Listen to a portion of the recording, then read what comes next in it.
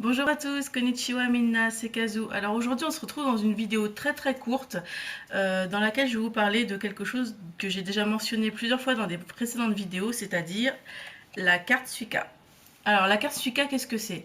C'est un espèce de... En gros c'est l'équivalent groupé du pass Navigo et d'un porte-monnaie électronique dans une seule et même carte.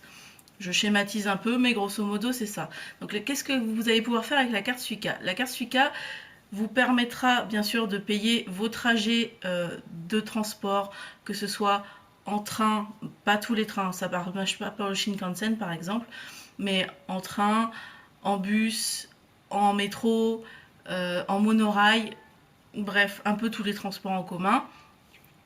Ça vous permettra également de régler vos achats dans les combini, des distributeurs automatiques de boissons, dans des commerces, dans des restaurants. Le tout, c'est qu'il faut absolument que cette carte, qu'il y ait le petit logo avec le petit pingouin, puisque c'est le symbole de la carte Suica, qu'il y ait le petit pingouin ou le mot Suica mentionné sur les devantures des restaurants ou sur les appareils dans les distributeurs pour être sûr que ça marche. Il vous suffit juste de poser la carte, pour ce qui concerne les distributeurs par exemple, de juste poser la carte sur le distributeur et c'est débité, le montant de la boisson choisie est débité. C'est un porte-monnaie électronique, c'est très pratique, ça vous évite de sortir votre porte-monnaie à chaque fois que vous voulez acheter quelque chose et c'est très pratique, surtout quand vous faites pas mal d'achats dans les combini, ce qui était mon cas il y a 3 ans. Donc voilà, c'est pour ça que j'ai gardé la carte, je me suis bien dit que ça allait me resservir. Alors par contre, il faut savoir qu'au niveau du fonctionnement, donc comme j'ai schématisé en disant que c'était un équivalent du pass Navigo, non, c'est exagéré, puisque le pass Navigo c'est un forfait que vous payez pour une durée et après vous êtes tranquille. La carte Suica, en fait, il faut la recharger, comme je disais, c'est un porte-monnaie électronique, donc il faut la charger d'un certain montant de votre choix jusqu'à 10 000 yens ou 20 000 yens, il me semble, pour pouvoir l'utiliser. Donc ça se fait très facilement dans les machines, dans toutes les gares. Si vous ne comprenez pas le japonais, vous pouvez mettre la machine en anglais, c'est très facile. Et après, vous avez juste à suivre les indications. Attention, par contre, les machines qui rechargent les cartes Suica n'acceptent pas la carte bleue. C'est comme à beaucoup d'endroits au Japon, c'est uniquement en liquide. Donc il vous suffira d'introduire votre carte Suica dans la machine et ensuite d'appuyer sur l'écran pour sélectionner la somme que vous voulez créditer à l'intérieur, d'introduire le billet et ensuite la carte ressort créditée.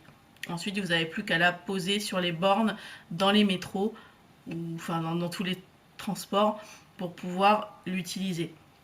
Alors du coup, cette carte, elle est valable, en fait, vous pouvez la garder, même une fois que vous repartez du Japon, vous pouvez la garder, elle est valable 10 ans, vous pouvez la garder 10 ans, elle expire seulement au bout de 10 ans sans utilisation. Donc moi, comme ça fait seulement 3 ans, du coup elle est toujours valide, donc c'est pour ça que je l'ai gardée. Vous avez la possibilité exactement aussi dans les distributeurs de pouvoir indiquer votre nom.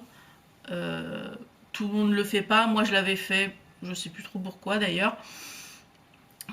C'est pas une obligation du tout, c'est juste, on va dire, une personnalisation de la carte. Mais voilà, donc du coup la carte Suica c'est un indispensable pour vos voyages. Oups, pardon. Pour les voyages dans Tokyo, mais pas que. Maintenant, depuis quelques années, la carte Suica qui n'était valable que dans Tokyo est valable dans toutes les grandes villes du Japon. Ce qui va m'être très pratique puisque je pars non seulement à Tokyo, mais aussi à Osaka, Kyoto et Nagoya. Donc du coup, ça va être très pratique. Donc du coup, voilà, la carte Suica, c'est un indispensable. Vous avez aussi la carte Passmo qui est utilisable.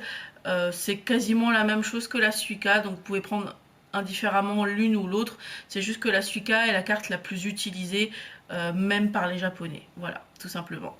J'espère que cette vidéo très courte vous sera utile, qu'elle vous aura appris des choses.